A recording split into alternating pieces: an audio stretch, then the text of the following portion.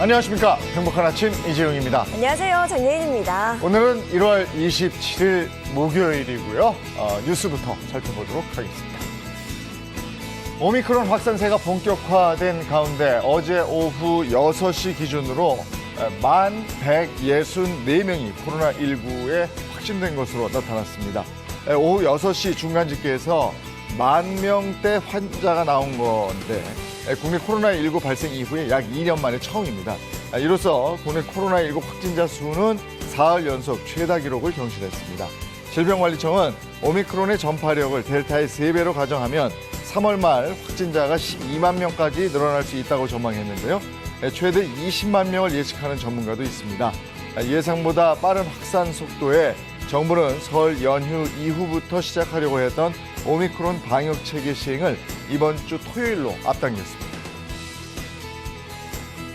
어제부터 오미크론 확산세가 심한 일부 지역에서는 변경된 방역 체계가 적용됐습니다. 그러니까 신속 항원 검사에서 양성 판정이 나온 사람만 PCR 검사를 받을 수 있게 한 건데요.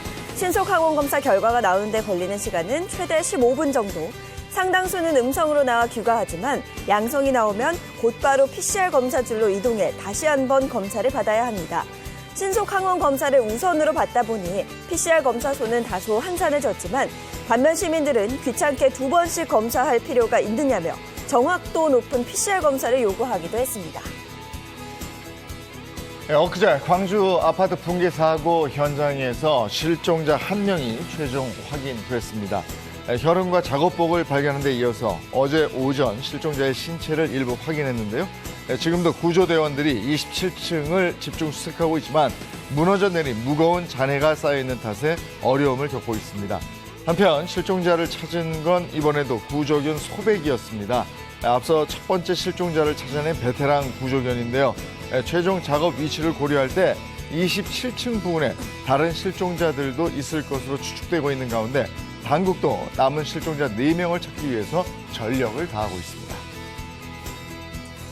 오피스텔을 분양받았는데 공사가 10개월이나 빨리 끝나 주민들이 난처한 상황에 처해졌다는 소식입니다. 지난달부터 입주가 시작된 23층짜리 오피스텔은 분양 당시 입주 예정일은 올해 10월이었지만 공사 기간이 단축되면서 지난해 12월로 바뀌었다는데요. 입주가 10개월이나 앞당겨지면서 100여 세대가 잔금을 마련하지 못한 가운데 지난달 11일부터 연체료가 부과되기 시작했다고 합니다. 입주 전까지는 무이자이던 중도금 대출에도 이자가 붙고 관리비도 내야 하는 등 잔금을 치를 때까지 매달 120만 원을 내야 한다는데요. 주민들은 일방적인 통보가 부당하다며 항의했고 지자체도 입주일을 조정하라고 시정 권고를 내렸지만 아무런 조치가 없어 법적 대응을 검토 중에 있다고 합니다. 네, 이어서 코로나19 현황입니다. 26일 0시 기준 신규 확진자는 13,012명으로 2년여 만에 처음으로 10,000명을 넘어섰습니다.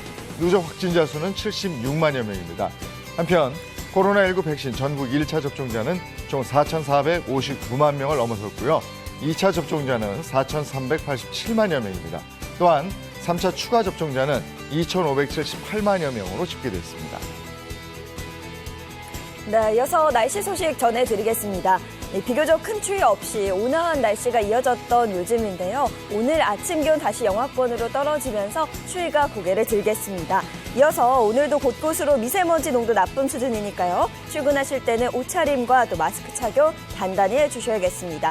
이어서 오늘 기온 보시면요. 오늘 아침 최저 기온 영하 8도에서 5도, 한낮 최고 기온은 0도에서 11도 선이 예상됩니다. 다시 추워진 날씨에 감기 걸리지 않도록 건강관리 잘 해주셔야겠습니다. 네, 1월 27일 목요일 행복한 아침 지금 시작합니다.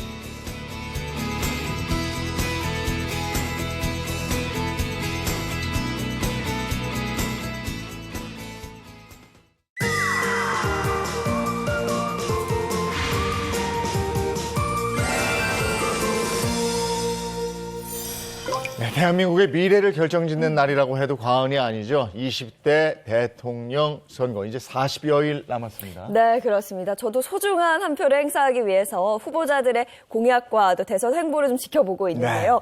특히 이번 대통령 선거에는 만 18세 학생들도 처음으로 투표권을 행사할 수 있게 됐죠. 맞습니다. 그래서 저희가 생애 첫 투표권을 행사할 새내기 유권자들을 만나봤는데요. 함께 가보시죠. 불과 40여일밖에 남지 않은 제20대 대통령 선거. 특히 이번 선거는 만 18세의 학생들이 유권자로 나서는 첫 번째 대통령 선거입니다. 생애 첫 번째 투표를 앞둔 유권자를 찾았는데요. 방학 중에도 공부를 손에서 놓을 수 없다는 예비 고3, 만 18세의 김승환 군입니다. 많이 했을 때는 한 12시간까지도 해본 적은 있는 것 같아요. 스터디 카페에서 밤 새고 집은 거의 씻고 밥 먹는 용도로 왔다 갔다 하는 정도로. 승환 군은 정규 석차 3등을 벗어난 적 없는 학업 우수자입니다. 남다른 집중력이 공부할 때도 도움이 되었다는데요. 영상을 볼 때도 금세 집중하는 모습을 보입니다. 그런데 이토록 집중해서 본 영상이 대선 관련 영상이네요. 평소에도 정치 뉴스를 좀 많이 보는 편인 것 같긴 해요. 또래 친구들에 비해 정치에 많은 관심을 갖게 된 이유가 있습니다. 바로 승환 군이 선거를 통해 당선된 전교 부학생회장이기 때문이죠. 전교 회장, 부회장 선거를 거쳐서 당선이 되고 저희가 학교에 뭐 불편한 시설이라든가 건의사항을 수용하는 과정이 대통령분들과 다를 게 없다고 생각을 해서 그 점에서도 좀 정치에 관심이 심화되는 계기가 되지 않았나 생각을 하고 있습니다.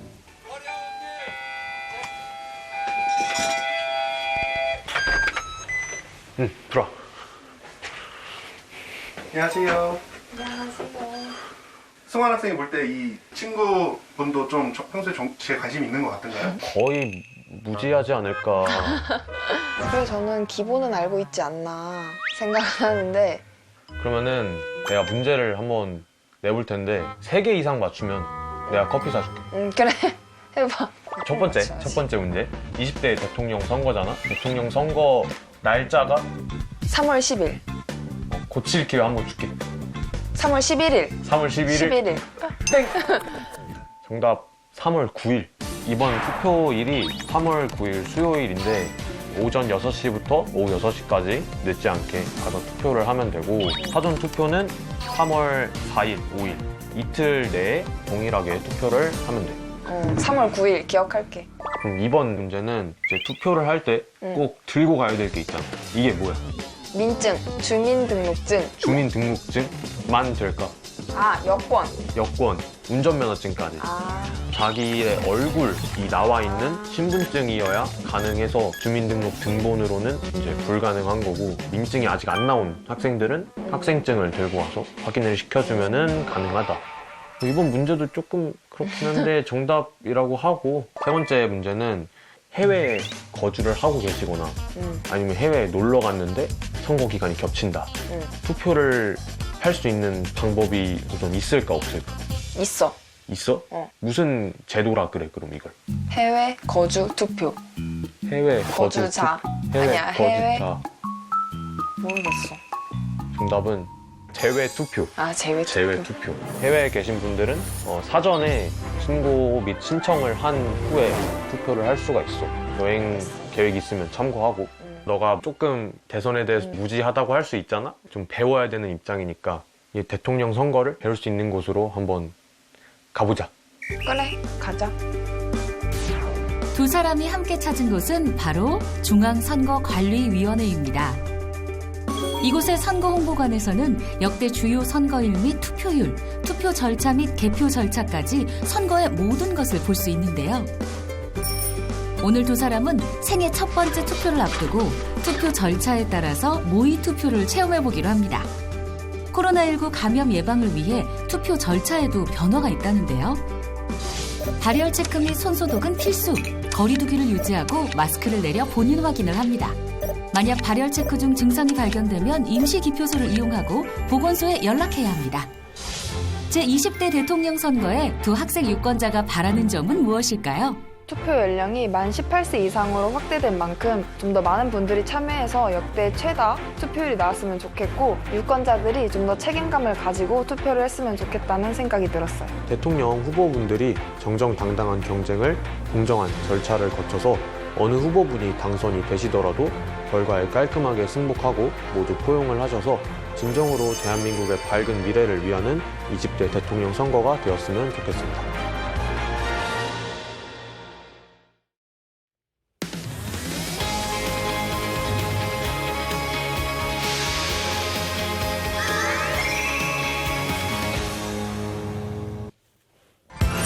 돈이 보이는 경제 첫 번째 주제는 친환경을 위한 기업들의 행보입니다.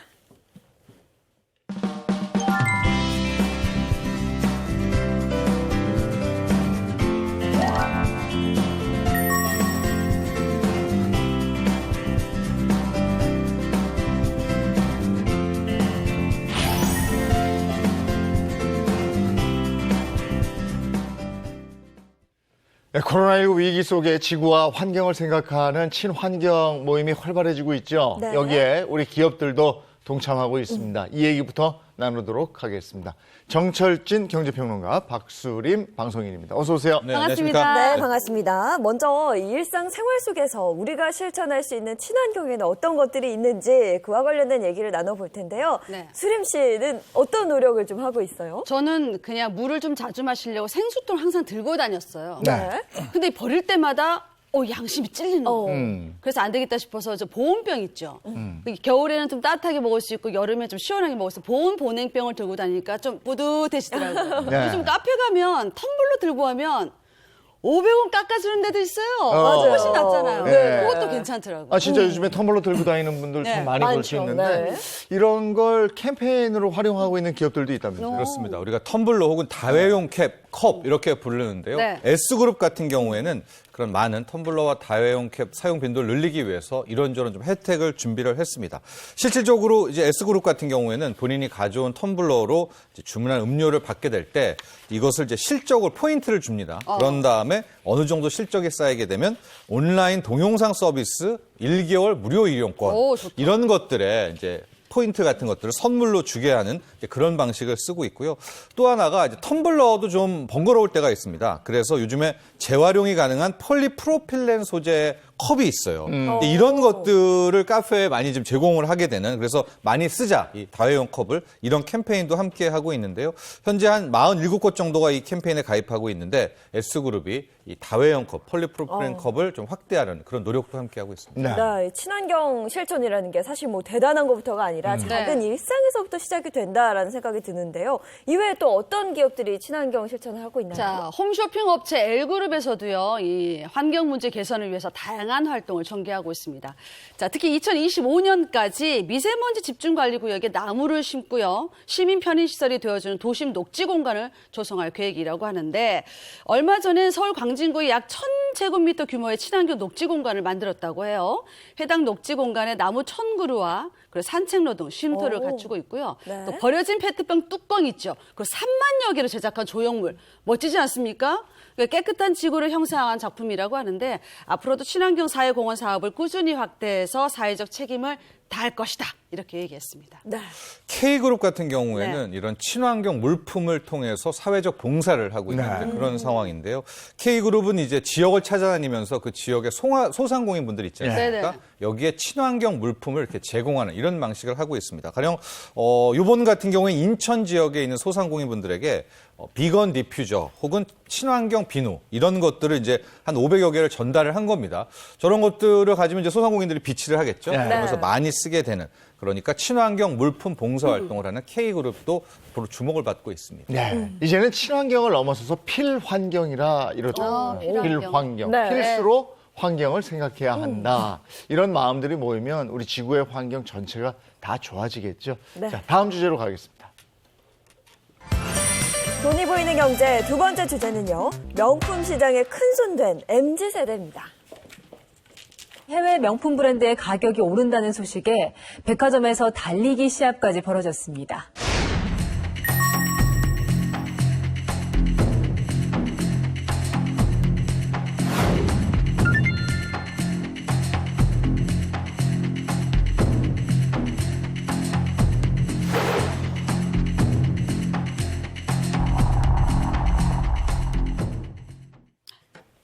네, 지난해부터 우리 젊은 층들이 명품 소비를 한다는 뉴스가 계속 나오고 있어요. 네. 실제로 그런가 봐요. 네, 그런 관련돼서 우선 MZ세대가 뭔지 이거부터 한번 짚어볼까요? 이제 MZ 아닙니다. MG라고 하는 MZ세대. 1980년도에서 2000년도에 태어난 밀레니엄 M세대하고 그다음에 1990년에서 2000년대 태어난 G세대를 통칭하는 말인데 10대 후반에서 30대 후반까지 저는 여기에 들어갑니다.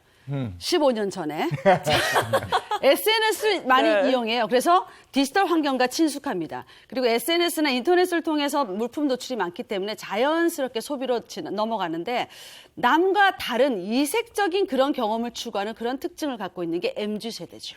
근데 MZ세대가 명품 시장에 큰 손으로 떠올랐다 이러는데 네. 어느 정도나 그래요? 우리가 생각하는 것 그 이상입니다. 예. 요즘에 뭐 코로나 때문이기도 하지만 오프라인 매장들 잘 찾지를 않죠. 그래서 백화점 같은 경우에도 굉장히 매출 감소로 고민을 네. 앓고 있습니다. 2020년 같은 경우에 뭐 시중 빅 백화점 3사의 합산 매출은 거의 10% 정도 감소를 했거든요. 네. 자, 그런데 백화점도 여러 가지 섹터가 있잖아요. 이 중에 명품 부분, 명품 카테고리만큼은 계속해서 백화점 내에서 성장을 합니다. 2020년만 봐도 백화점 3사의 명품 매출이 15% 늘어났고요. 명품만요. 네. 7월 같은 경우에는 무려 32%나 폭증을 했는데 아니 이거 그럼 명품 매출이 늘어나면 누가 사지를 찾아볼 것 아니겠습니까? 네. 누굴까 소비자를 찾아봤더니 네. 바로 MZ 세대들이었고요.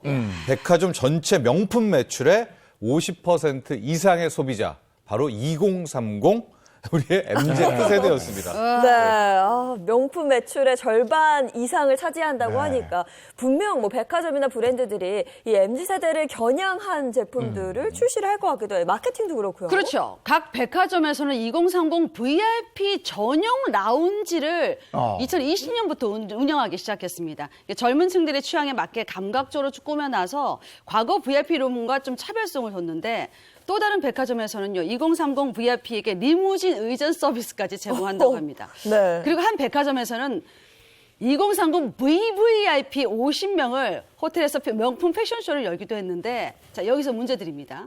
VVIP가 되려면 1년에 얼마를 써야 될까요? 1억? 그쵸. 1억, 2억? 그러니까 MZ세대가 안 되는 거야. 6억을 써야 된다고 합니다. 연간이요? 무섭죠. 더욱 놀라운 사실은 이들은 대체 어떤 사람들이냐 봤더니 백화점 관계자들 얘기에 의하면 재벌 자제는 거의 없다고 합니다. 와, 재벌 자주 근데 없는데 거의 1년에 어디서 6억을 났죠? 소비하면 도대체 얼마를 번다는 얘기예요? 야, 근데 명품 그러면 우리 명품 백, 뭐 시계라든지 뭐 옷 이런 거 옷 정도. 생각하는데 맞아요. 이 MZ세대는 가구나 뭐 생활용품에서도 명품을 찾는다고 그래요. 그렇습니다. 이 명품의 이 스펙트럼이 굉장히 이제 넓혀진 거다 이렇게 볼 네네. 수가 있는데요. 코로나19 i후에 집에서 생활하는 경우가 많았잖아요. 그래서 이제 인테리어라든가 집안 소품들을 꾸미는 이 리빙관들이 굉장히 주목을 받았는데 핵심은 바로 이 백화점 리빙관도 명품화가 되고 있다라는 겁니다. 어떤 것들이 있느냐? 뭐 1,200만 원짜리 소파, 게다가 또 거의 5천만 원이 넘는 침대, 최대 1억까지 간다라고 하는데요. 이런 명품 가구들이 있는데 누가 사느냐 또 봤더니 역시 이번에도 2030들이 핵심 소비자였다. 아니, 그 돈이 다 왜냐면 어디서 나지? 명품에 익숙해진 거죠. 그러니까 저런 가구라든가 인테리어 소품까지도 또 명품 소비를 하고 있다라는 겁니다. 아니, 익숙해질 수는 있지만 이게 돈이 있어야 사는 아니, 거잖아요. 그럼요. 진짜 놀라운데. 이 명품 소비가 패션을 넘어서 리빙 제품으로까지 넘어간 구체적인 이유는 뭘까요? 저 침대 사고요. 뭐 1,200만 원짜리 소파 사고 하는 것도 2030이기는 한데 신혼부부 2030의 소비자가 많다라고 합니다. 근데 신혼부부 같은 경우에도 좀 놀랍죠. 그래서 그 이유를 좀 살펴봤더니 이 2030 신혼부부들 같은 경우에는 이미 명품 소비가 굉장히 익숙해져 있는 겁니다. 그러니까 옷을 명품을 샀으니까 이제 가구와 쇼핑에도 명품을 사자라는 것이 이제 익숙한 것이고 또 하나가 이제 이들 MZ 세대들의 소비 같은 경우에는 기능도 따지지만 브랜드가 갖고 있는 상징성들 이런 것들을 따라서 하나를 사더라도 제대로 된 것을 그럼요. 사겠다. 신혼이니까 1,200만 원짜리 소파를 사겠다. 이제 이런 소비가 이어졌다라고 신혼이니까. 보여집니다. 저 신혼인데 전 안 그랬는데. 아니, 근데 300만 원이요? 아니 그리고 또 저 명품 시장이 또 아동복 시장으로 또 이어졌대요. 네. 그럼요. 그러니까 합계 출산율이 1명도 안 돼요. 0.8명인 저출산 시대다 보니까 아동복 시장은 되려 성장하고 있습니다. 그러니까 한 보고서에 따르면요. 지난해 상반기 아동복 시장 규모가 전년 대비 36.6%나 성장했다고 합니다. 특히 프리미엄 아동복 시장은요. 온라인, 오프라인을 막론하고 빠른 성장세를 보이고 있습니다. 자, H백화점 프리미엄 아동복의 경우에는 2019년도에 21.3%였어요. 근데 2020년도에 41.5%까지 올라갑니다. 아동복이 너무 커졌어. 네. 2021년도에 88.5%까지 뻥충 성장을 했습니다. 네, 명품 아동복 시장이 점점 더 커지는 이유도 있을 것 같아요. 좀 다양한 이유인데요. 그중에 가장 좀 큰 것이 텐포켓이라고 들어봤습니까? 네? 텐포켓. 그게 뭐예요? 예, 텐포켓. 네. 주머니가 10개다라는 건데 요즘 저출산이 극심하잖아요. 예, 그러니까 예. 아이들이 별로 없는데 네. 이에 비해서 아이들 주위에 돈 지갑 포켓은 10개가 넘는다. 할아버지, 할머니, 네, 외할아버지, 부모님, 외할머니. 양가, 네. 조부모, 양쪽에 이모. 예, 조부모, 삼촌, 그러네. 이모, 네. 또 삼촌, 이모도 지인 삼촌, 이모가 있잖아요. 맞아요. 예, 친구들 뭐 이렇게 해가지고 네. 그러니까 아이들에게 이 들어가는 돈들이 네. 상당히 좀 많아졌다라는 네네. 것들이 있겠고 두 번째는 앞서도 얘기했지만은 MZ 세대 부모입니다. 네. 그러니까 부모 입장에서 MZ가 명품을 많이 써봤잖아요. 네. 그러니까 자녀에게도 그런 것들을 사주는 데 있어서 거부감이 덜한 거죠. 본인이 많이 소비를 해봤으니까. 여기 SNS 문화도 있습니다. 요즘 SNS를 많이 올리는데 요즘 젊은 부모들이 여기 패밀리룩, 시밀러룩 이런 것들을 또 사진 찍어서 올리는 경우가 많아가지고 이럴 때 저 키즈 브랜드도 명품화에 소비가 늘고 있다는 거죠. 근데 아이들은 막 뛰어다니다가 넘어지기도 하고 막 맞아. 그러면 이런데 막 다 해지고 그다음에 쑥쑥 자라잖아요. 맞아. 그래서 금방 작아지거든요. 그 제 친구 딸 하나 키우고 있거든요. 초등학교 네. 5학년인데 명품 패딩을 사줬더라고요. 그래서 너무 비싼 거 사준 거 아니냐 했더니 주위에서 다 사주니까 우리 애만 또 위축될까 봐 안 사줄 수가 없대요. 그런 걸로 그 애들 위축되면 안 빨리 되는데. 크는데 했더니 그래서 한 치수 큰 거 샀어. 이러길래 애가 어벙벙해서 거기는 별로 안 좋더라고요. 그 나중에 옷이 작아지면 어떡할 거냐 했더니 남 주기보다는 그 중고 시장에 올려서 요즘 그렇더라고요. 판다. 다시 이렇게 얘기를 파는 거. 하더라고요. 그겁니다. 이제 세 번째요. 아까 텐포켓, 또 명품에 익숙한 MZ 부모들. 네. 세 번째가 바로 중고거래 플랫폼의 활성화입니다. 네. 우리 MZ세대들은 좀 빠르죠. 그래서 명품을 사더라도 이걸 그냥 묵히지를 않고 또 다른 소화 창구가 있기에 산다 이런 네. 겁니다. 그래서 최근에 보면 중고거래 플랫폼에 이 명품 아동복들에 굉장히 빠르게 예. 팔려나가고 있는데 실제적으로 이렇게 되니까 유통업계에서도 그럼 우리도 명품 아동복에 도전해야 되겠다라고 해서 속속 명품 라인들이 키즈 쪽으로도 내려오고 있습니다. 네, 아니 근데 이렇게 얘기하다 보니까 마치 젊은 층은 다 부자가 된 것 같고, 그렇죠? 돈이 굉장히 많은 것 같고 이런 이미지를 좀 갖게 되는데요. 그리고 이러면 또 나만 소외되는 것 같고 막 이래요. 맞아요. 그리고 아까 아동복 얘기하셨는데 네. 그러면 아이들 뛰지도 못하게 할 거라고. 그 중고 시장에서 옷 팔아야 망가지니까. 되는데. 이거 그러니까. 제가 못 봤잖아요. 얼마나 불편해요. 어쨌든 그 지금 MZ 세대 명품 소비 증가가 왜 이럴까? 왜 이런 현상이 나타날까? 과연 이 소비를 하는 사람들은 그야말로 한간의 소문으로 듣는 가상자산에 투자해서 그야말로 왕창 번 사람들이냐? 대박이나. 네. 하나하나 알아볼게요. 첫 번째. 나를 위한 사치, 보복 소비다. 여기에서 유일한 MZ세대 우리 예인 씨 네. 유일합니다. 유일하죠. 좀 기분이 우울할 때 어. 어떻게 풀어요? 저는 네. 굉장히 좀 네. 뭐랄까 맛있는 음식을 많이 먹어요. 그냥 먹는데 그냥 저는 약간 확 투자하는 스타일. 그러니까 MZ세대가 한꺼번에 많이 먹죠. 그죠. 그러니까 MZ세대가 한꺼번에 뭔가를 많이 써. 돈을 많이 써요. 그 그 예인 씨가 돈을 많이 쓴다는 건 아닌데 그만큼 지금 2030이면 한참 에너지 분출하고 무슨 모험하고 뭔가 경험하고 할 그 시기인데 코로나가 길어지니까 네. 여행도 못 가고 신혼여행도 포기하는 그런 신혼부부들도 많다고 해요. 그러니까 좀 뭐 영화, 스포츠, 영화 이런 관람하면서 패션 코리아 한참 이래야 되는데 네. 거리두기 하고 있으니까 맞아요. 굉장히 우울한 패션도 거예요. 어허. 이 코로나 블루 현상까지 오는데 이런 우울한 감을 어떻게 푸느냐? 사치스러운 소비를 한다는 거예요. 네. 그게 바로 보복 소비라고 얘기하죠.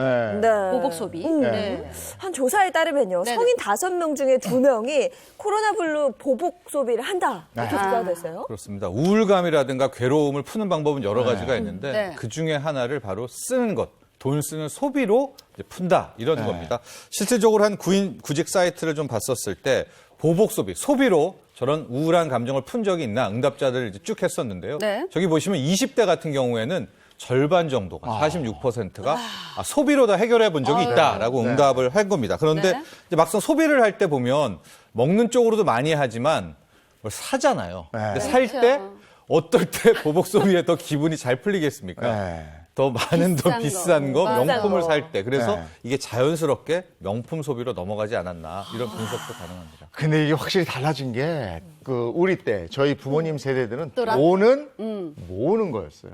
그렇죠, 그렇죠. 근데 지금 세대들은 돈은 쓰는 거. 이렇게 가버린 거야. 그렇죠. 네. 보복 소비다. 두 번째, 플렉스 문화. 플렉스. 플렉스. 실제로 저는 이제 2030의 소비 중에 하나 중요한 저 네. 플렉스라는 단어인데요. 네. 저게 좀 핵심이 아닌가 보여지고 있습니다. 이제 플렉스 같은 경우에는 이제 본인의 어떤 하나의 뭐 과시욕, 네. 현시욕들과 결합돼서 이제 돈을 쓰는 그런 소비 행태를 말하게 되는데요. 특히 MZ 세대들은 소통을 특히 SNS로 인한 온라인 소통을 중요시 여기잖아요. 좀 자랑을 해야 되는데 자랑 같은 경우에 있어서 그런 과시욕구를 해결할 때 가장 빠르고 주변에 인정받는 방법이 뭐겠습니까? 명품들을 대거 사서 올리고 올리는. 과시할 때 이 플렉스와 가장 맞닥뜨리는 네. 접점이 있기 때문에 그런 문화가 결국 또 MZ세대들의 명품 소비로 이어졌다. 이런 분석을 가능할 것 같습니다. 그 패딩 계급도라는 거 있잖아요. 그거 저희도 한번 봤었는데 네. 제품을 계급화해서 분류하는 게 뭔가 이 젊은 층 사이에서 좀 화제가 되기도 했었어요. 그렇죠. 그러니까 플렉스를 할 때도 인정을 받아야 되는데 그 브랜드가 얘가 위야 제가 위야 이게 헷갈리잖아요. 그러니까 자기들끼리로 브랜드의 순위를 이렇게 매겨놓은 곳인데 네. 전에도 한번 소개를 해드렸었는데 네. 패딩에도 저렇게 계보가 있습니다. 그래서 뭐 막 입어, 대물려 입어야 돼, 뭐 두고두고 입어, 10년 입어, 10년 입어. 저런 식으로 구체적으로 브랜드 명칭과 5년 그런 것들을 버텨. 해놓은 것들이 있고요. 지갑 같은 경우에도 있거든요. 그 지갑 브랜드, 남성 지갑인데, 저 막걸리, 지금 이제 브랜드들 나오고, 저건 막걸리. 지갑이 좀 나오고 있습니다. 지갑도 그래서 있어요? 부장급 이상, 이사급 이상에서 저거 보시면은 다 네.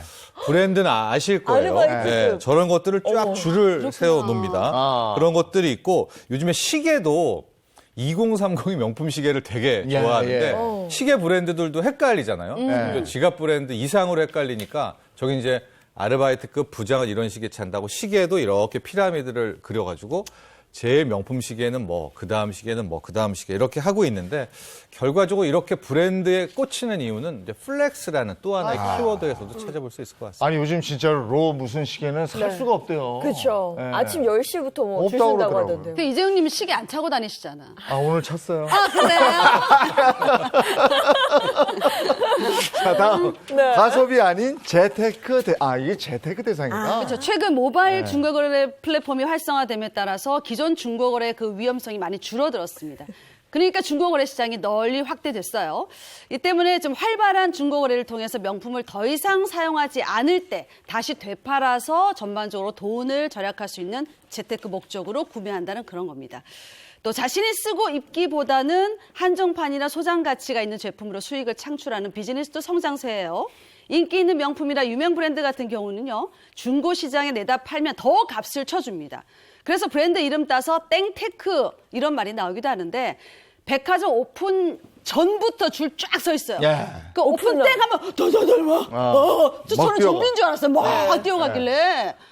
그런 식으로 막 가서 물건을 구매를 하는 거죠. 네, 얼마 전이었죠. 네. 그 대구의 한 백화점에서 모 브랜드의 골프화 사기 위해서 맞아요. 아유, 사람들이 난리였어요. 막 에스컬레이터 역주행하고 막 오픈런하고 이 영상 저도 봤거든요. 네, 영상 그거 굉장히 깜짝 놀랐어요. 화제가 돼서 나오죠. 지금 나옵니다. 네. 지금 나오는데 역주행, 그러니까 에스컬레이터에 저기 역주행해서 내려오죠. 이제 저러면서 오픈런 문 열자마자 아유, 그 큰일 해당 나겠- 브랜드의 골프화를 사려고 좀 달려들고 있는데요.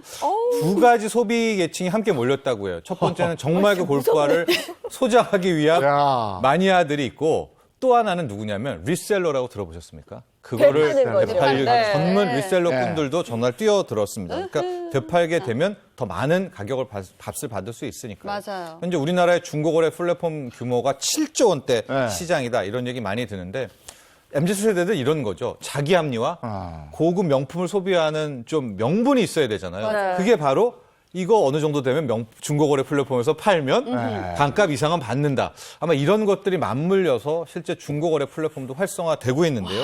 이런 것도 최근 2030 소비 트렌드 중에 하나다라고 볼 수가 있겠고 아니, 저- 네. 수수료가 비싸니까 네. 중고거래 플랫폼도 명품 쪽을 또 많이 아, 취급합니다. 그래요. 아니 영상 보면서 좀 미안한 얘기인데 난 부산 행트인 줄 알았어요. 저도 그랬어요. 그렇죠. 막 달려가는 무슨 일이 모습이. 터진 줄 알았어요. 그렇죠. 네. 정말 지금까지 이렇게 MZ세대의 명품 소비가 는 이유 한번 구체적으로 살펴봤는데요. 근데 그렇다고 해서 MZ세대의 모든 소비가 명품에만 한정된 건 아니더라고요. 그렇죠. 오늘 방송에 약간 오해도 있을 텐데 네. 왜 명품이냐를 설명하기 위해서 소비 패턴을 저희가 말씀을 네, 드렸었고요. 그 소비 패턴은 다른 쪽에서도 똑같이 이어집니다. 가령 주식을 할 때라든가 네. 자기 개발에 뭐 투자를 할 때라든가 혹은 저축을 할 때라든가 할 때도 굉장히 좀 다른 행태의 방법, 트렌드를 갖고 있다라고 하는데 결과적으로 우리는 MZ 세대들은 집단보다는 개인의 행복들 굉장히 중요하고요.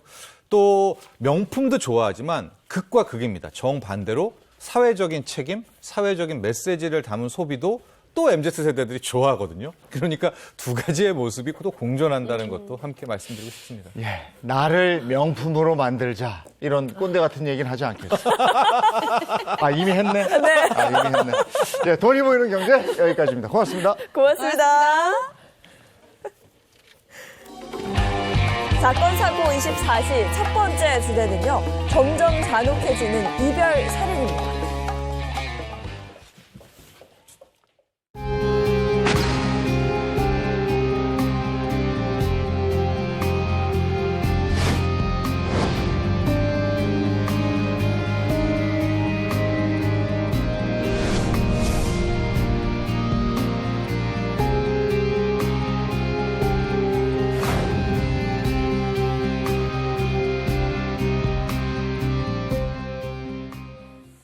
네, 이별과 관련된 범죄가 잇따르고 있어서 오늘 이 얘기를 먼저 좀 나눠야 되겠습니다. 승재현 한국형사법무정책연구원 연구위원 그리고 이고은 변호사입니다. 어서 오세요. 네, 안녕하십니까. 네. 자, 먼저 어떤 사건인지 그거부터 좀 짚어보겠습니다. 네, 이 사건의 가해자는 조현진으로 신상이 공개가 됐는데요. 조현진은 지난 12일 저녁 9시경에 천안시에 있는 자신의 여자친구 주거지에서 이제 차후에 말씀드리겠지만 어머님도 같이 현장에 있는 상황에서 자신의 여자친구를 흉기를 이용해서 살해한 혐의를 받고 있습니다. 여자친구가 당시에 이 조현진에 의해서 복부가 수회 찔린 것으로 알려져 있는데요. 당시 현장에 같이 있던 어머님이 119에 신고를 해서 긴급히 호송이 됐지만 끝내 숨지고 말았습니다. 경찰은 사건 현장 주변에 CCTV 영상 등을 토대로 조현진을 추적해서 다음 날 새벽 1시죠. 사건 발생 4시간 만에 조현진을 그의 주거지에서 체포를 했는데요. 조현진은 현재 구속이 된 상태로 지난주 금요일에 검찰에 송치가 된 상황입니다. 조현진과 피해 여성 사이에 대체 어떤 일이 있었던 겁니까? 뭐 사실 이제 만남을 좀 지속을 했어요. 만남을 지속하고 처음에 만나면 되게 이렇게 좋은 상황이 만들어지잖아요. 네. 처음에는 굉장히 이렇게 둘이 호감이 있었는데 이제 만나는 과정에 보면 생각이 다를 수 있잖아요. 그런데 지금 같은 상황에서는 이제 같은 장소에서 같이 살고 있었는데 남성의 입장에서는 뭐 다른 어떤 행동도 안 하고 뭐 직업도 없고 그다음에 생활비도 같이 공유를 하지 않고 이러다 보니까 여성의 입장에서는 이건 좀 아니다 싶은 생각이 들었는가 봐요. 그러면 당연히 뭐 우리 안 만났으면 좋겠어라고 이야기를 할 수 있는 부분이 있잖아요. 네. 그래서 그런 과정에서 아마 이 피해 여성도 이 남성이 약간 집착을 생각했는가 봐요. 방금 이제 변호사님 말씀 주신 대로 어머니를 집에 오게끔 했어요. 집에 오게끔 했는데 이 남성이 이제 다른 장소에 가서 원룸에 살고 있었는데 마지막 한마디를 하는 거죠. 꼭 그런 이야기 하잖아요. 나 딱 한 번만 만나줘. 나 한 번만 만나주면 네. 내가 진짜 할 말이 있어서 그래. 예. 라고 해서 그 만남을 계속 요구하는 과정에서 방금 이제 변호사님 말씀 주신 대로 참혹한 사건이 일어났는 거죠. 네. 근데 당시 집안에 그 피해자 어머니가 함께 있었다고 했잖아요. 네. 어떻게 하다가 어머니가 같이 있었을까요? 저도 이 부분이 가장 잔인하다고 생각하고 이 피해자를 하늘나라 먼저 보낸 어머님이 정말 피해자의 비명소리 평생 잊을 수 있을까? 네. 이 부분에 정말 가슴이 아픈데요. 지난 14일에 이 피해자의 동생이다라고 칭한 분이 온라인 커뮤니티에 사건의 전말에 대한 글을 올렸습니다. 동생 말에 따르면요, 이 사건 전날 이 조현진이 먼저 어머님한테 전화를 해서 제 여자친구가 돈을 좀 흥청망청 쓰고 해서 빚이 많다. 그리고 감정적으로 좀 우울하고 불안정한 상태입니다.라고 얘기를 했다고 해요. 그러니까 피해자 어머니로서는 당연히 불안하니까 자신의 자식을 보러 천안으로 올라온 거죠.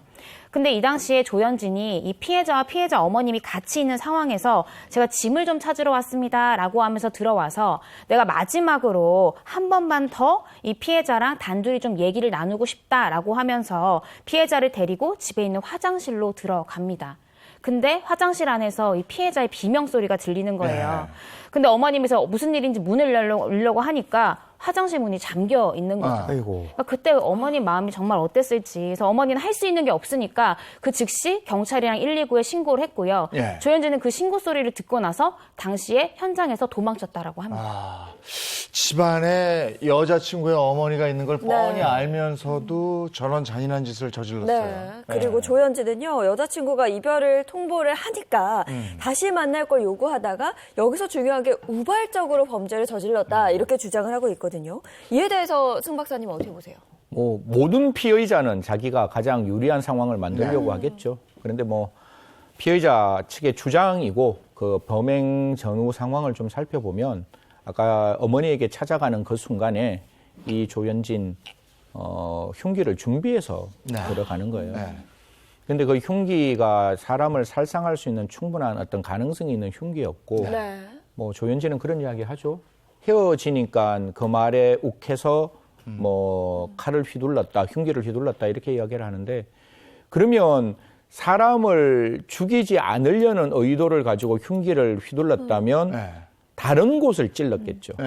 이게 사람의 신체의 급소를 찔렀다는 거는 제가 봤을 때 이거는 명백하게 미필적 고의에 의한 살인죄가 성립될 수 있는 것이고 그 전에 흉기를 준비해 갔기 때문에 이 또한 계획성이 충분하다라는 점은 기소를 하는 검찰의 입장에서는 당연히 그렇게 판단하고 그렇게 공소 유지를 해야 될 거라고 생각해요. 살인죄에서 그 사람에게 달게 형량을 부과할 수 있는 것은 두 가지인데 하나는 범죄의 동기고 두 번째는 얼마만큼 범죄를 계획했느냐에 대한 문제이니까요.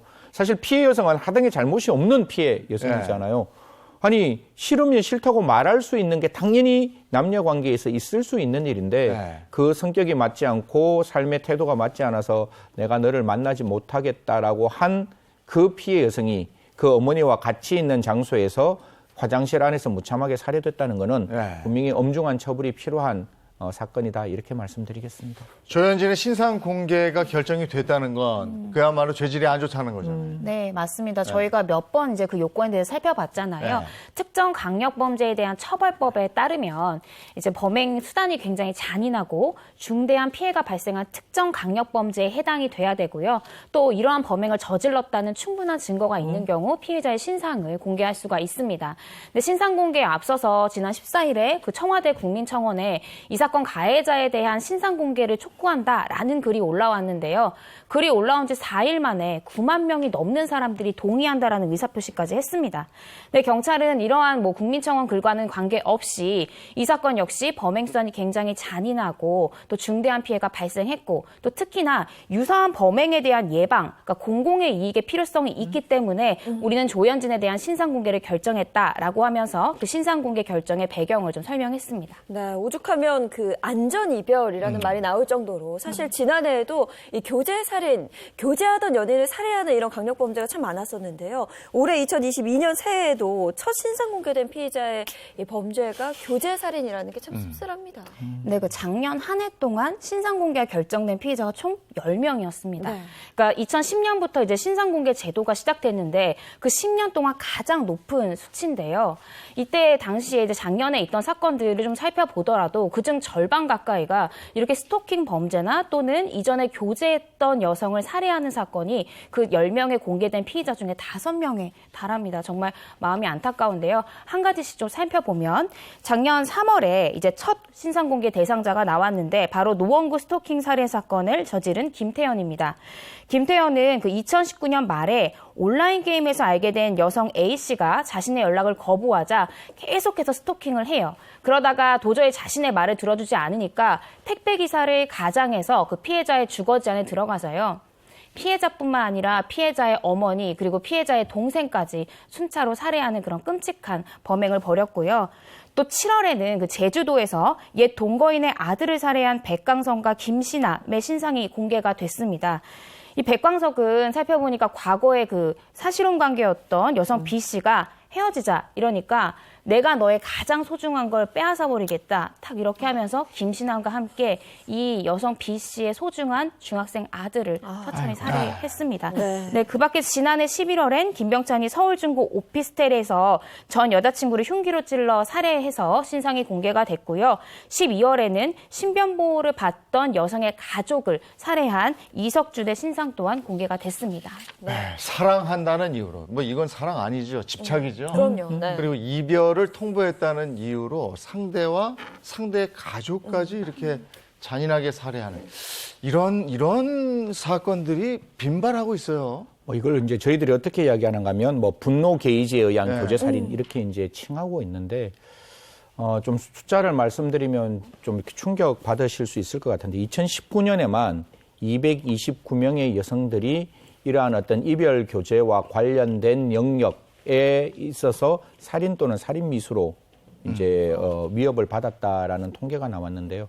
뭐 그래프에 조금 이따 이제 좀 나와 있는 그래프를 좀 확인하시면 시청자 여러분들도 좀 보실 수 있는데 이 중에서 58명, 약 30% 가까이가 방금 제가 말씀드렸다시피 그 살인 미수의 원인이 내가 좀 헤어지는 게 좀 필요하다. 난 당신과 만나기 싫다라는 이유만으로 이런 어떤 그 살인 협박, 그다음 살인 미수 이런 행동을 받았다는데 뭐 지금 저희들이 계속 이야기를 했지만 이런 사건이 일어나는 가장 대표적인 게 배타적 사랑을 갈구하기 때문에 그런 거거든요. 코로나19 때문에 사회가 굉장히 닫혀있는 사회이고 다른 사람들과 만남이 굉장히 이렇게 억제되어 있는 상황에서 한 사람이 한 사람을 만나면 그 사람에게 요구할 수 있는 거는 내 사랑 전부를 받아달라는 이야기인 것이고 그리고 이 사람들의 가장 큰 특징은 내 사랑은 바른 사랑이에요. 네 사랑은 틀린 사랑이고 이게 굉장히 좀 어색하게 들리는데 내가 너를 전적으로 사랑하고 너를 전적으로 위하고 있어서 내가 너한테 이런 일을 요구하고 이런 행동을 바라고 있는데 왜 너는 그거를 원하지 않느냐. 그렇기 때문에 사실상 그 행동을 요구했을 때 상대방이 그걸 들어주지 않으면 어떤 마음이 드는가 하면 내가 너한테 배신당하는 느낌? 그렇기 때문에 배신당하는 느낌이기 때문에 그러면 내가 이 사람을 종국적이고 확실하게 소유할 수 있는 방법은 그 사람이 존재하지 않는 거일 수가 있거든요. 그러니까 다른 사람에게 눈빛 하나 주는 게 싫은 상황이 될 수 있기 때문에 이런 굉장히 위험하고도 굉장히 참혹한 살인이 발생할 수 있는 상황이 만들어진다 이런 말씀드리겠습니다. 근데 교제 살인이 있기 전에 전조 증상 같은 게 있어요? 네, 이런 이별 살인의 가해자들한테는 전조 증상들이 있는데 몇 가지 좀 살펴보면요. 이러한 가해자들은 그 피해자를 자신의 소유물로 여기고 과도하게 통제하려는 성향을 보입니다. 뿐만 아니라 상대방에 대해서 굉장히 집착하는 성향도 보이고 혹시 외도를 하나 이렇게 의심하는 성향도 좀 짙고요. 뿐만 아니라 이제 피해자가 헤어지자고 하면 나랑 다시 만나자, 다시 사귀자라고 하면서 내 요구를 들어주지 않는 널 어떻게 하겠다라고 하면서 지속적으로 협박 문자를 보이는 그런 패턴을 보이는데요. 이 모든 걸 다 합치면 바로 그게 스토킹인 거죠. 그래서 저희가 이 사건 사고 24시를 통해서 정말 누차 말씀드렸듯이 스토킹이라는 게 단순히 그 피해자의 일상을 침범하고 일상을 불편하게 하는 것을 넘어서서 사회의 큰 범죄의 씨앗이 될 수 있거든요. 그러니까 단순히 뭐 피해자의 주거지를 찾아가거나 이것에 그치는 게 아니라 신체적 폭력으로 이어지기도 하고 또 성폭력으로 이어지기도 하고 또 조현진 이 사건처럼 정말 살인이라는 되돌릴 수 없는 끔찍한 범죄로까지 이어지기 때문에 일각에서는 이 스토킹에 대해서 정말 범죄 종합 선물 세트다 이렇게까지 말할 정도로 정말 끔찍한 전조 증상이라고 볼 수 있습니다.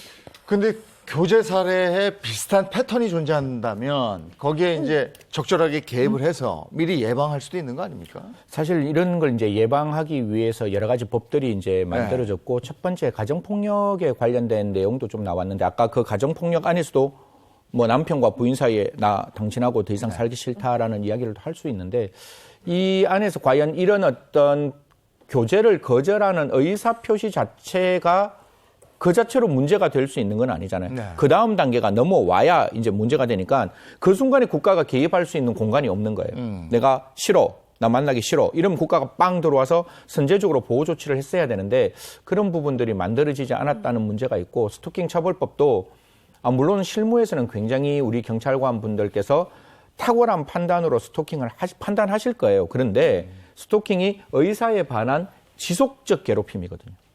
그러면 지속적 괴롭힘인데 한 번 나 만나기 싫다고 했을 때 반대편 사람이 그럼에도 불구하고 나 한 번 더 만나줘 라는 이야기를 했는 그 순간이 과연 스토킹일까라는 점에 대해서 이제 갑론을박이 있을 수 있고 경찰관 입장에서도 이 부분에 대해서 우리가 선제적으로 개입하는 게 맞을 수 있을까라는 고민이 있을 수 있어서 사실 이런 부분에 대해서 우리 변호사님 말씀 주신 대로 정말 강력범죄의 전조범죄가 될 수 있는 게 이러한 이별의 통지 이후에 반대편 당사자가 하는 행동들이거든요.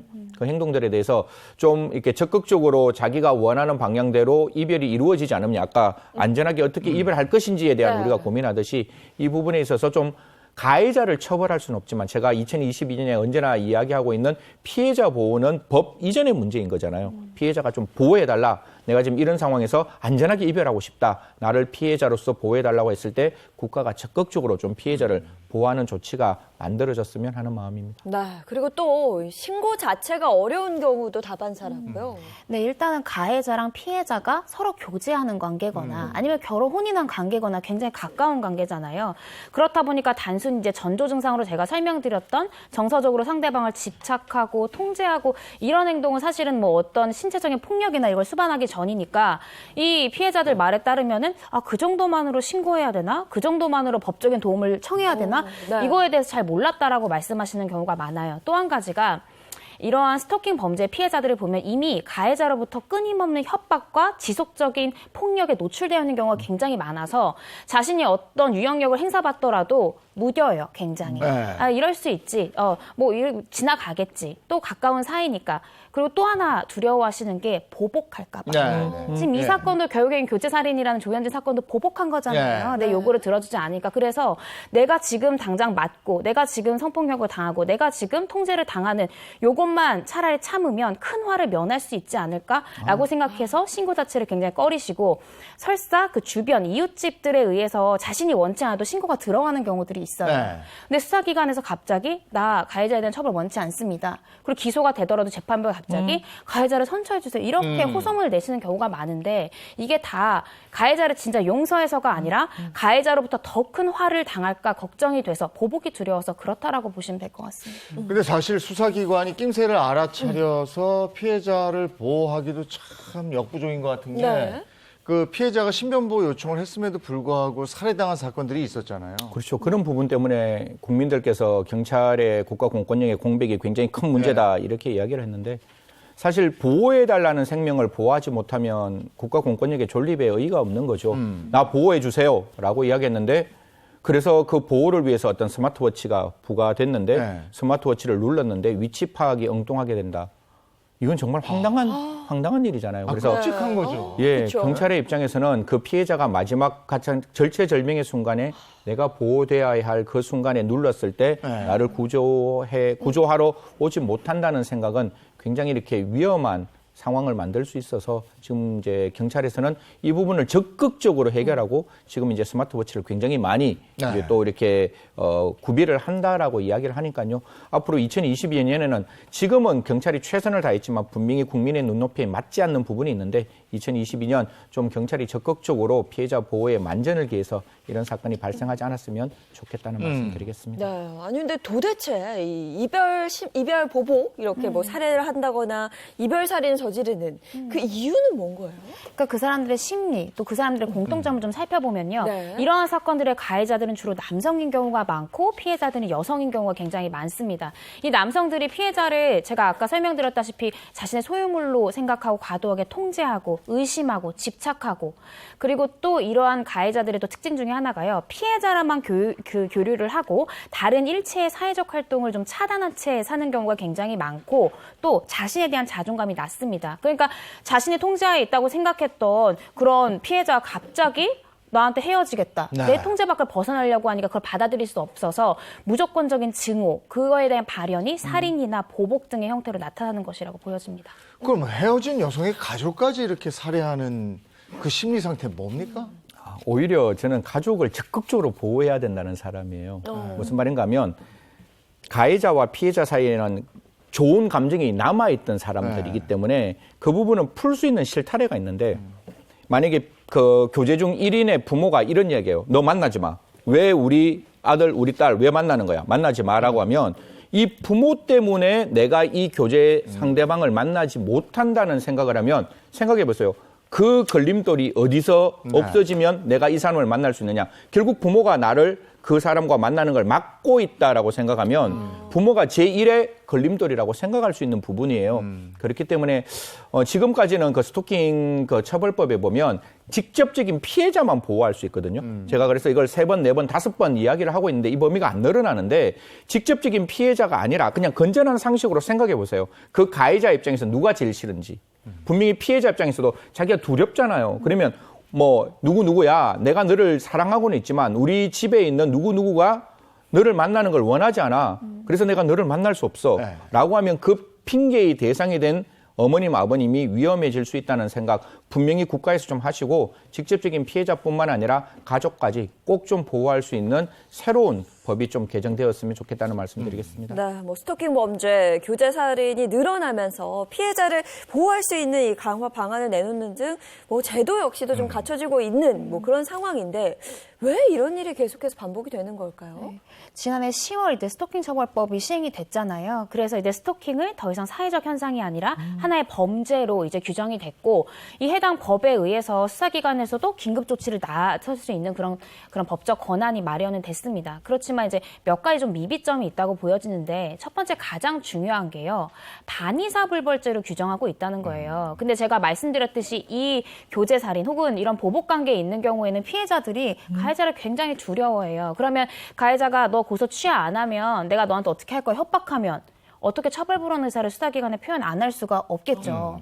그렇기 때문에 원치 않더라도 가해자가 보복할까 봐 혹은 가해자가 협박해서 어쩔 수 없이 처벌불허 의사를 표현하게 되면 처벌이 불가능하다라는 문제점이 있고요. 두 번째는 스토킹이라는 게 반복적, 지속적으로 유지가 되어야 이 범행에 해당이 되는데 이건 수사기관이 입증을 해야 되는 거거든요. 그렇기 때문에 이 부분에 대한 입증이 이제 수사기관 역량에 달린 건데 그 역량에 따라 입증의 여부가 갈릴 수 있다는 점에서 좀 문제점이 있다고 보여집니다. 고요. 이제 세 번째로는 이제 피해자에 대한 보호 조치가 좀 미비한 거 아니냐. 그러니까 경찰에서 초동 대처한다고 해도 피해자에 대한 접근을 제한하고 전화를 제한하는 정도에 그치기 때문에 실질적으로 구제 방안으로는 좀 부족한 게 아니냐라는 얘기가 나오고 있고 마지막 네 번째로는 아까 박사님 말씀 주신 대로 그 피해자뿐만 아니라 피해자의 주변, 그러니까 가족까지도 보호할 수 있는 그런 법률이 나와야 하는데 그런 부분에 대한 법적인 근거나 이런 부분이 좀 미비한 것이 아니냐라는 생각이 듭니다. 알겠습니다. 첫 번째 주제는 여기까지 하고요. 다음 주제로 넘어가겠습니다. 사건 사고 24시 두 번째 주제는요. 16년째 미국에 빠져있는 노들길 살인 사건입니다.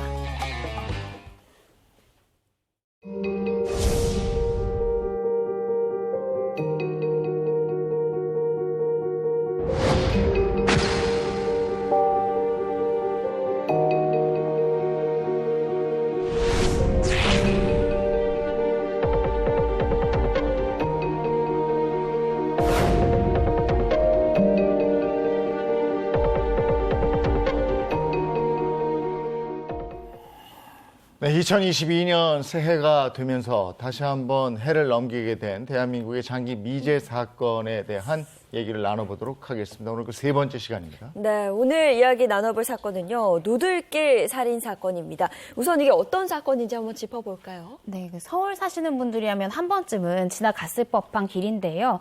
그 왕복 4차선 도로에 차량 통행량이 평소에 굉장히 많은 성상대교 남단 노들길에는요. 16년째 풀리지 않는 미스터리가 있습니다. 때는 2006년 7월 4일 새벽 2시 반경에 성산대교 남단 노들길에서 도로에 잠시 차를 세워둔 채 소변을 보던 택시기사가 수로에서 심상치 않은 물체를 발견하게 되는데 자세히 들여다보니까 다름 아니라 옷이 모두 벗겨진 채로 버려진 여성의 시신이었던 거죠. 근데 이 시신이 당시에 똑바로 누워 있었는데 그 시신의 모습이나 모양 등이 좀 예사롭지는 않았다라고 합니다. 네. 어떤 점이 특이했던 거예요?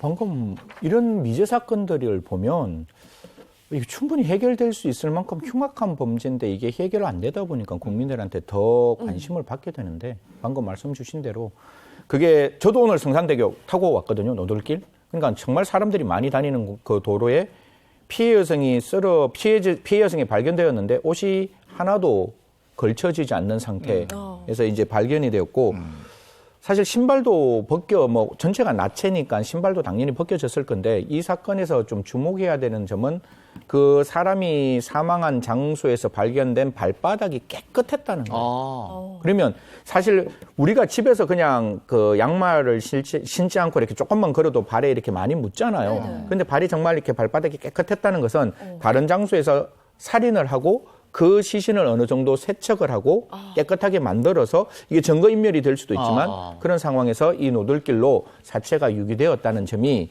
조금 더 경악스러웠고 누구나 보더라도 발견될 수 있는 장소잖아요. 그러니까 숨겨놓지 않았다는 것도 이 사건 초기에 굉장히 좀 이렇게 많은 사람들로부터 관심을 받게 되었던 사건의 대목 중에 하나였습니다. 네, 그리고 눈에 띄는 것이 하나 더 있다면 목에 상처가 나 있었어요. 예, 이게 사실 목 부분에 보면 이렇게 사람이 사망하고 나면 이렇게 흔적이 남게 되는데 이게 목에 이렇게 흔적이 남아있는 모습이 보여서 경부 압박 질식이라 그래가지고 목을 이제 졸라서 사망하게 되었는데 요 부분을 제가 말씀을 드려야 될지 말지 오늘 이 사건 하면서도 고민했는데 피해 여성 몸 안에 휴지가 좀 들어와 있었어요. 그래서 이게 그냥 일반적인 살인이 아니라 성적 의도를 가진 살인이 아닌가. 그리고 DNA가 소량 발견되었는데 아직까지 그 매치될 수 있는 DNA는 발견되지 않았는 그런 어떤 사건입니다. 네, 노들길 도로변 배수로에서 참혹한 모습으로 발견된 이 여성은 누군지는 밝혀진 거예요? 네, 이때 당시에 마음이 아픈 게 이 친구가요, 지방에서 취직을 하려고 서울에 상경했던 20대 초반의 여성이었다라고 합니다. 이 여성 A씨는 당시에 동생이랑 같이 살았는데 자신의 언니가 집에 돌아오지 않고 하루 동안 외출했는데 돌아오질 않으니까 이 동생이 부모님한테 그 사실을 알렸고 부모님이 실종 신고를 한 겁니다. 네, 알고 보니까 이 A씨가 서울로 상경한 지 불과 넉 달 만에 이런 끔찍한 피해를 입었다라고 합니다. 네. 그러면 대체 그날 A씨에게 어떤 일이 일어났는가? 사건이 발생하기 전까지는 굉장히 즐거운 시간이었어요.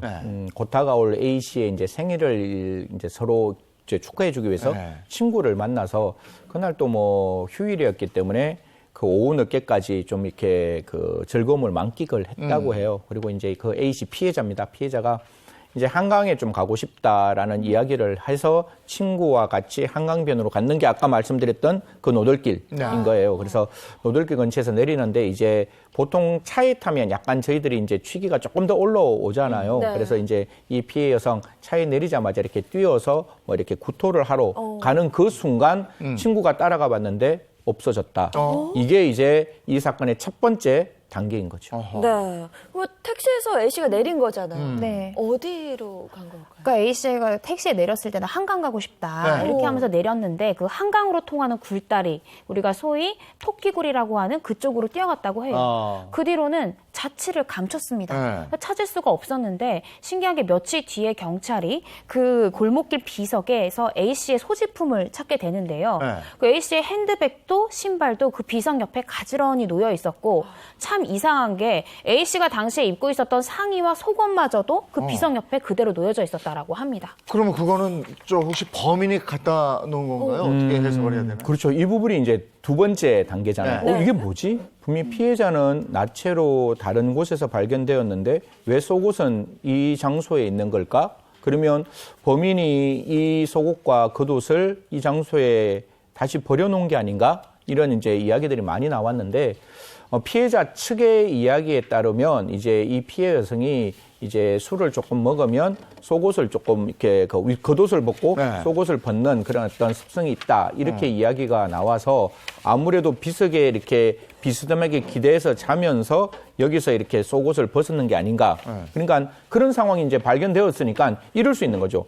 지나가는 굉장히 나쁜 사람이 아직 발견되지 않았지만 이 사람이 이 피해 여성의 이런 모습을 보고 결국은 이렇게 판단할 수 있는 거죠. 순간 이게 자기가 충분히 성적 대상으로 삼을 수 있는 사람 아니겠느냐라고 해서 이제 데리고 갔을 수 있는 상황이 만들어졌기 때문에 사실 이것도 저희가 추측하는 거지 정말 범인이 갖다 놓았는 건지 아니면 피해 여성이 그 정도로 만취된 상태에서 겉옷과 속옷을 벗었는지는 조금 저희들이 이 사건이 나중에 발견되면 조금 더 정확해진다. 다만 피해자 입장, 피해자 측에서는 그런 어떤 습성이 있다라는 이야기가 나왔다라는 말씀 드리겠습니다. 네, 이 사건이야말로 목격자가 꼭 필요할 것 같은데 네. 목격자가 혹시 있었나요? 그러니까 안타까운 게 당시에 골목길엔 CCTV도 없었고 제가 새벽 2시 반이라고 말씀드렸잖아요. 네. 그러니까 지나가던 목격자도 전혀 없었다라고 합니다.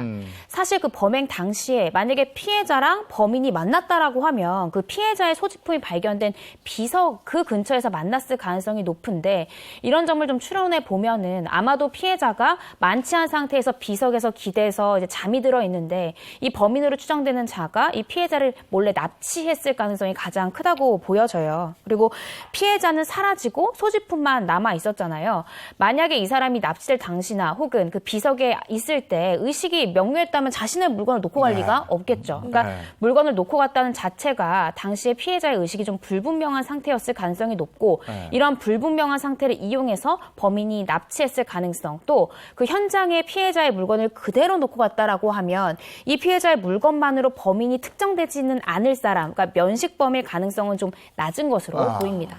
그 범인은 이제 그 비석에서 피해자를 납치한 다음에 노들길 배수로의 시신을 유기했잖아요. 유기했죠. 네. 근데 여기가 아까도 사진에서 봤지만 차들이 많고 시신을 유기하는 거는 은밀하고 누가 못 볼 그런 곳에 하지 않습니까, 주로? 그러니까 이 부분이 이제 사건을 담당하는 많은 전문가들이 그렇게 얘기하는 거죠. 아까 제가 그 피해 여성의 몸 안에서도 굉장히 좀 이렇게 우리가 상상할 수 없는 휴지가 몸 안에 있었다는 점과 더불어 이 장소가 어떻게 보면 발견해라라고 이야기하는 거잖아요. 이게 내가 숨기겠다는 게 아니라 내가 이 사체가 다른 사람이 발견하도록 만들어 놓는 어떻게 보면 데모스트레이션이라고 그러죠. 전시 효과를 노리고 있는 거 아니냐. 그래서 어떻게 보면 이 범인을 반드시 찾아서 확인해야 되겠지만 분명히 좀 이렇게 과시욕적 성범죄의 어떤 징후가 보이는 사건이다라고 말씀드리겠습니다. 네, 그리고 왕복 4차선 도로의 노들길이라는 건 여기는 이제 차량으로만 갈 수 있는 그런 공간이죠. 그래서 이제 이 부분에 대해서도 고민을 했는 거죠. 분명히 납치를 하고 그다음에 어떤 장소에서 피해자를 사망에 이르게 하고 사망에 이르게 하고 난 다음에 그 장소로 옮길 때 그 지리를 조금 아는 사람 그리고 자동차를 통해서 유기하도록 만들었다는 점에서 근처에서 피해자를 사망하고 가장 가까운 거리에서 이 피해자를 유기했고 유기하는 장소가 굉장히 자동차가 많이 지나는 장소라면 자동차로 유기했고 그 장소의 지리를 알고 있는 사람이고 범행이 발각되기를 오히려 원했던 사람이다라고 말씀드리겠습니다. 네. 피해자가 실종되고 24시간 후에 발견이 됐으면 그 범인도 24시간이라는 시간이 주어진 거잖아요. 네. 그럼 어디 멀리 달아나 버렸을 수도 있는 거예요. 그렇게 보실 수도 있는데요. 놀랍게도 피해자의 시신을 부검해 보니까 범인이 피해자의 시신을 유기할 만한 시간이 별로 되지 않았습니다. 네, 당시에 이제 피해자가 만취한 상태로 이제 친구랑 헤어졌잖아요. 근데 시신을 부검해 보니까 뭐 시신 내에 어떠한 알코올 성분도 전혀 검출되지가 않은 거죠. 그러니까 사람이 사망하게 되면 몸에서 알코올이 더 이상 분해가 되지 않거든요. 알코올을 이제 분해하는 효소가 활성화되지 않기 때문인데 그렇다라고 하면 혈중 알코올 농도가 깨끗해질 때까지 피해자가 살아있었다라는 얘기가 되는 거고 만취 상태에서 이런 정신이 깰 정도의 몸의 상태가 되려면 최소한도 7시간 정도는 걸리거든요. 그리고 피해자의 위장에서도 어떠한 음식물도 발견되지 않았고 또 시신이 발견됐을 때 사후 경직 이런 부분도 전혀 발견되지가 않아서요. 종합해 보면은 피해자는 유기되기 3시간 전까지는 살아있었던 것으로 추정이 됩니다. 그러면 피해자가 납치가 된 이후에 하루 정도는 살아 있었다는 얘기인데 피해자를 데리고 어떤 특정 공간에 갔다 이렇게 해석이 되거든요. 그렇죠. 그렇게밖에 해석이 안 되는데 아까 제가 말씀드렸다시피 피해자의 발바닥이 굉장히 깨끗했다라면 이 피해자가 분명히 어떤 장소에서 그러니까 살해를 당하고 난 다음에 뭔가 이렇게 증거인멸을 하기 위한 세척을 할 수 있는 장소라면 분명히 집이나 아니면 뭐 다른 장소라고 추정할 수 있는데 첫 번째 딱 드는 생각, 이게 집일 수 있다 이렇게 생각을 할 수 있잖아요. 네. 그런데 아까 제가 말씀드렸던 피해자 몸 안에 있던 휴지가 일반적인 어떤 우리 집에서 쓰는 그런 휴지가 아니라 그 우리 화장실에 가면 이제 쓸 수 있는 그런 휴지 종류였다. 이렇게 네. 이제 나왔기 때문에 그러면 집이 아니라 혹시 작업실 그런 곳이 아닐까? 그래서 어떤 특정 외부에 있는 작업실에서 피해자를 감금하고 피해자에게 성적 학대를 하고 그다음에 이런 행동을 벌였다면 여기서 이제 제가 나중에 마지막에도 말씀드리겠지만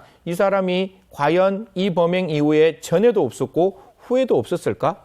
분명히 그런 특정 장소가 있다면 분명히 반복적으로 범행을 했을 수 있는 가능성이 열려 있기 때문에 이 사건 조금만 저희들이 열심히 들여다보면 미제 사건이 아니라 분명히 풀 수 있는 사건의 단서가 여기서 만들어지는 거죠. 네. 그러면 좀 더 범위를 좁혀서 범인의 얼굴을 찾을 수 있는 단서는 없을까요? 그러니까 안타깝게도 이 범인이요, 현장에 그 어떤 단서도 남기지 않았습니다.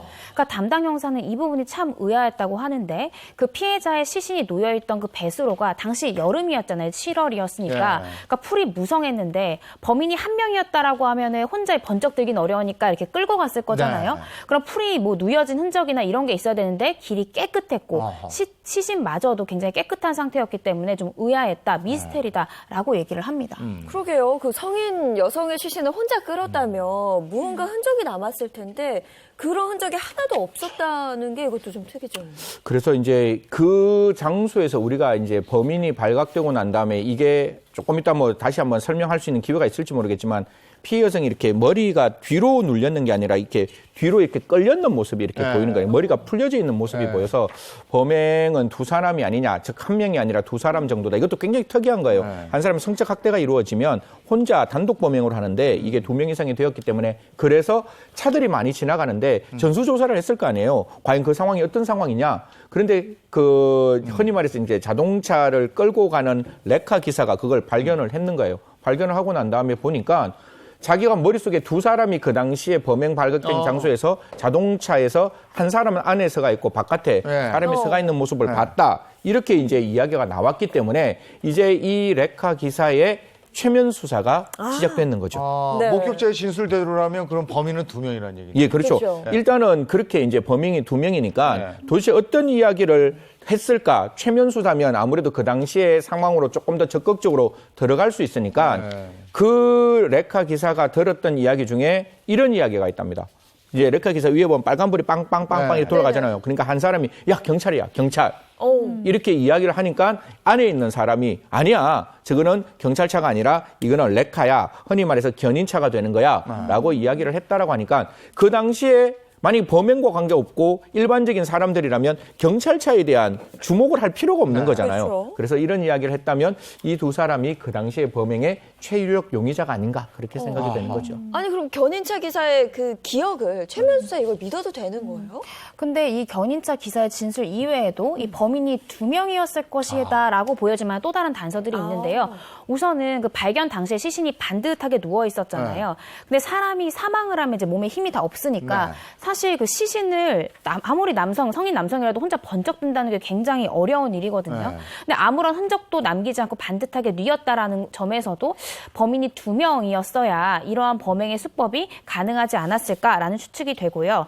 두 번째도 아까 박사님 말씀 주신 대로 그 시신이 놓여져 있을 때 머리카락의 모양이 펼쳐진 모양이 좀 예사롭지가 않았는데 일반적으로 사람이 뒤로 누우면 머리카락이 뒤로 해가지고 그대로 눕게 되잖아요. 그렇죠. 근데 이 당시에 발견됐을 때 피해자의 머리카락은 위를 향한 방향으로 그렇게 뉘어져 있었다라고 합니다. 그럼 그거 머리카락이 위로 향한 거라면 그건 어떤 상황이어야 되는 거예요? 그러니까 일단은 그 시신이 지면에 닿기 전에 먼저 머리카락만 지면에 닿았을 때 그 몸을 살짝 아래로 빼면 머리가 위로 다 솟구치잖아요. 이런 그렇죠. 형태가 아니었을까. 그리고 그런 형태라고 하면 더더군다나 범인이 두 명이었어야지 상식에 맞잖아요. 네, 그렇기 때문에 제가 생각하더라도 범인이 두 명이었을 가능성이 굉장히 높다라고 생각이 듭니다. 네, 보통 이런 성적살인은 그 범인이 한 명인 경우가 많은데 이번 사건 같은 경우는 공범이 존재할 수 있다 이런 얘기예요. 그렇죠. 이게 이제 제가 갖고 있는 일천한 상식으로는 앞에 한 사람이 범행을 다 주도했을 거예요.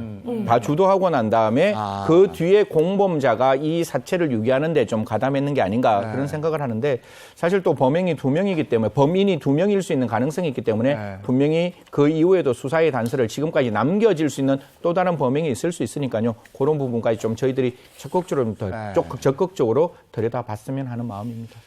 미제 사건을 다룰 때마다 너무나 안타깝습니다. 그러니까요. 네. 어떻게 그 순간에 좀 몰입을 했으면 잡을 수 있었지 않을까 이런 생각이 늘 들기 때문에 예. 사건 사고 24시 여기까지입니다. 고맙습니다. 고맙습니다.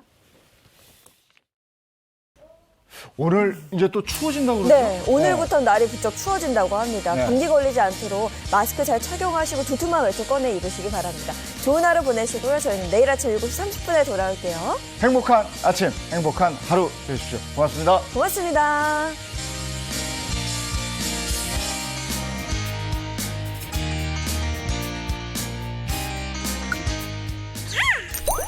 채널 A